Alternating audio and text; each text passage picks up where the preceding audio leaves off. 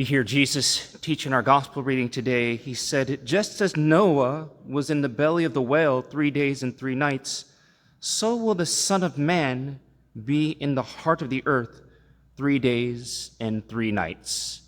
And we know the end result here is that on the third day, he rose from the dead. Not even death itself had power over Christ.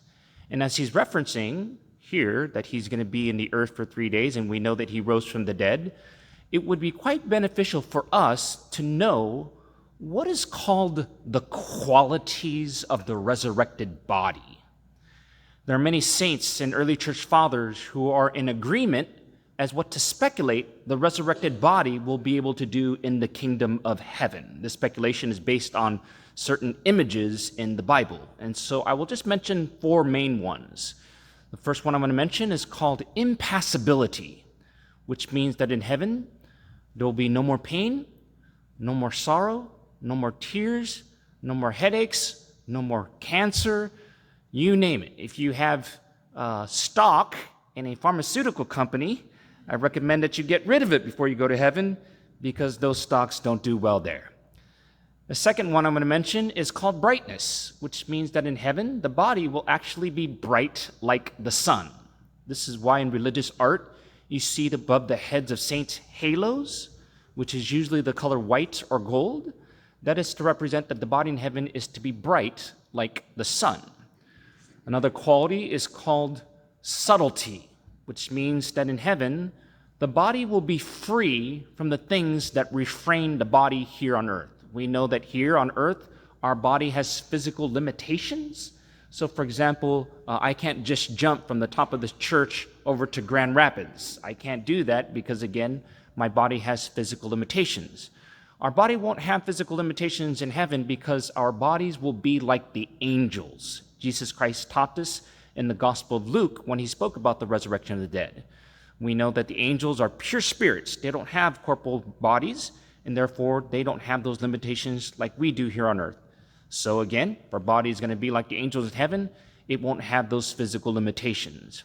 And the fourth one I'm going to mention is called agility, which means that in heaven, wherever the soul desires the body to be in heaven, it will be there in an instant. So for example, if I'm in heaven and LeBron James is in heaven, and there's a basketball game, I will be able to run circles around him and slam dunk on him in a snap of a finger. Of course, if he's there too, he will be able to do the same thing on me, so it's going to be one great basketball game.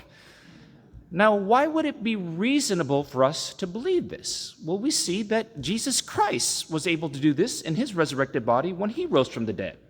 After he rose from the dead, there were 2 people walking on the road to Emmaus, and the scriptures indicates that Jesus just showed up all of a sudden, out of the blue, so to speak, and he started to converse with them.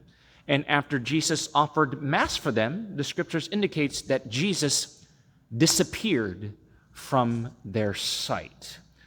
So my dear friends, there's a lot to look forward to in the kingdom of heaven, and the greatest of all, in heaven, we will be able to see God. This is known as the beatific vision, and this experience is completely beyond our wildest dreams. It is completely beyond our understanding and imagination. God did not create our minds here on earth to even have the ability to understand what heaven is like. If you read the lives of the saints, many of them who were granted the vision of heaven while they're still on earth, when they tried to describe what they saw, they all more or less threw in the towel. They quit. They simply said, we can't describe it. In other words, there are no words that exist in human language that has the ability to describe what heaven is truly like. So you could think about the greatest experience you've ever had in your life and multiply it by 10 million.